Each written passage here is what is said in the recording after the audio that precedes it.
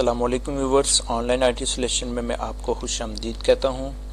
आज की इस वीडियो के अंदर मैं आपको बताऊंगा कि कोरल ड्रा के अंदर हम किस तरह बगैर इन पेज ओपन किए उर्दू टेक्स्ट को ओपन कर सकते हैं।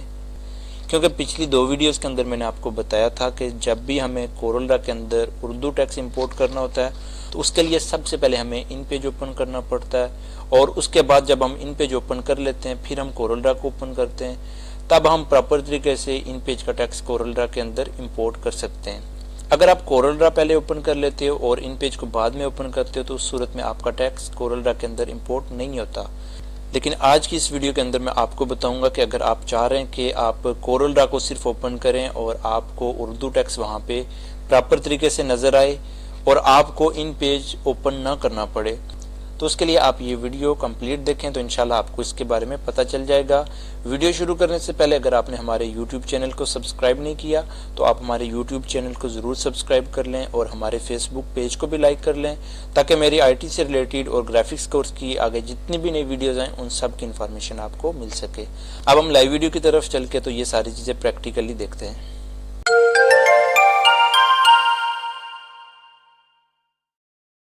अच्छा जी, सबसे पहले यहाँ पे मैं इन पेज को ओपन कर लेता हूँ उसी तरतीब से और ओके प्रेस कर लेता हूँ।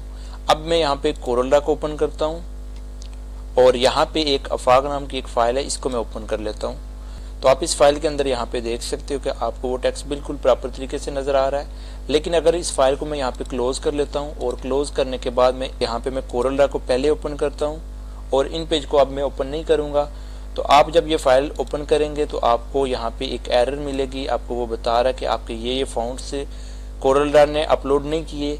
तो यहाँ पे मैं अगर ओके प्रेस कर लेता हूँ तो आप देख सकते हो कि वही फाइल है और वही टेक्स्ट है हमारा। वो टेक्स्ट हमें यहाँ पे सिंबल्स के अंदर नज़र आ रहा है। लेकिन हम चाह रहे हैं कि जब भी हम ये फाइल ओपन करें तो इन पेज ओपन किए बगैर हमें यहाँ पे वो टेक्स्ट नज़र आना चाहिए। तो उसके लिए आपने सबसे पहली बार इन पेज को लाजमी ओपन करना है और इन पेज ओपन करने के बाद आपने कोरल ड्रा को ओपन कर लेना है और यहाँ से आपने वो फाइल ओपन कर लेनी है।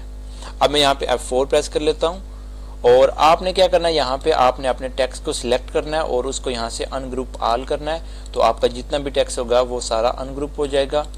अब यहाँ पे सबसे पहले मैं इस टेक्स्ट को सिलेक्ट कर लेता हूँ। तो आप देख सकते हो कि यहाँ पे हम उस टेक्स्ट का फॉन्ट भी चेंज कर सकते हैं, उसका साइज भी चेंज कर सकते हैं। तो इसका मतलब यह है कि ये टेक्स्ट अभी हमारे पास यहाँ पे जो नज़र आ रहा है ये टेक्स्ट फॉर्मेट के अंदर है। जाहिर बात है जब ये टेक्स्ट कोरल ड्रा के अंदर टेक्स्ट फॉर्मेट के अंदर होगा तो इसका इन पेज के साथ किसी ना किसी तरीके से एक लिंक होगा, जिसकी वजह से वो टेक्स्ट यहाँ पे हमें नज़र आ रहा है। और जब इन पेज क्लोज होता है तो वो टेक्स्ट यहाँ से गायब हो जाता है, हमें वो सिंबल नज़र आना शुरू हो जाते हैं। तो ये टेक्स्ट कोरल ड्रा के अंदर टेक्स्ट फॉर्मेट के अंदर है। तो हमने सबसे पहले इसको कन्वर्ट करना है एक ऑब्जेक्ट के अंदर।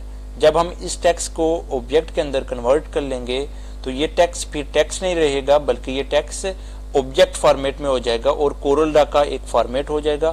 फिर इसका ताल्लुक इन पेज के साथ किसी भी तरह से नहीं होगा।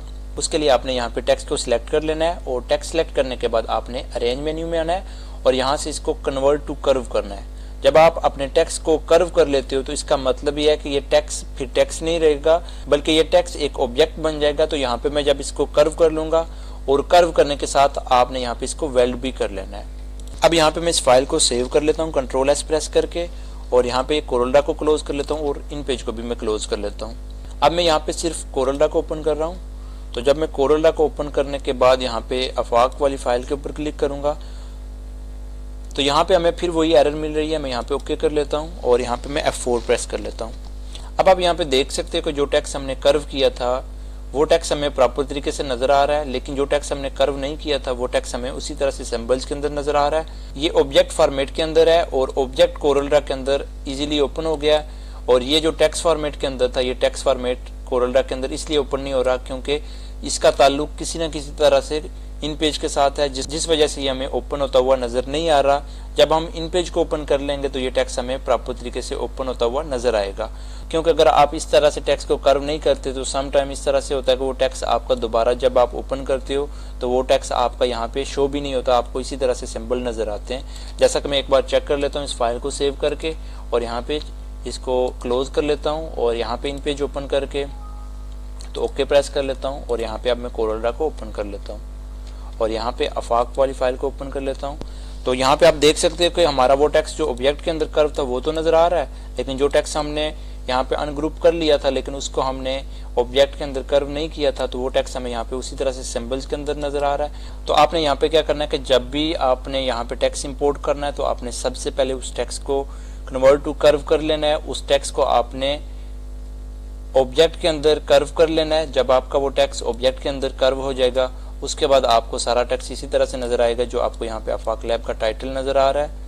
अब ये जो टेक्स्ट है, ये टेक्स्ट आप इसको चेंज नहीं कर सकते, बिलफाज आपने कोई मिस्टेक कर दी है तो उस मिस्टेक को आप चेंज नहीं कर सकते। आपको वो एरर ठीक करने के लिए वापस इन पेज ओपन करना पड़ेगा और इन पेज के अंदर वो टेक्स्ट टाइप करके तो दोबारा से यहाँ पे आपको इंपोर्ट करना पड़ेगा।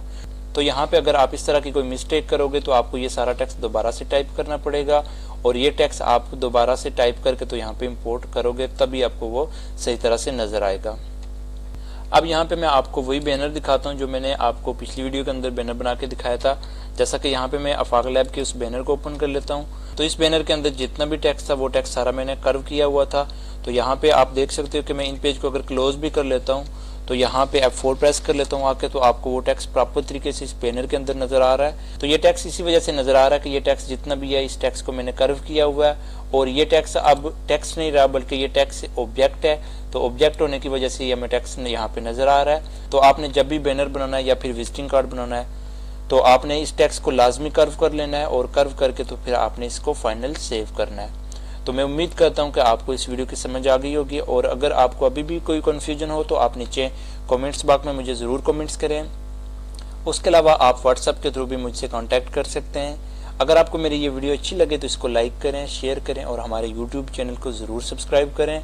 इसी के साथ मुझे अगली वीडियो तक इजाज़त दीजिए। अल्लाह हाफिज़।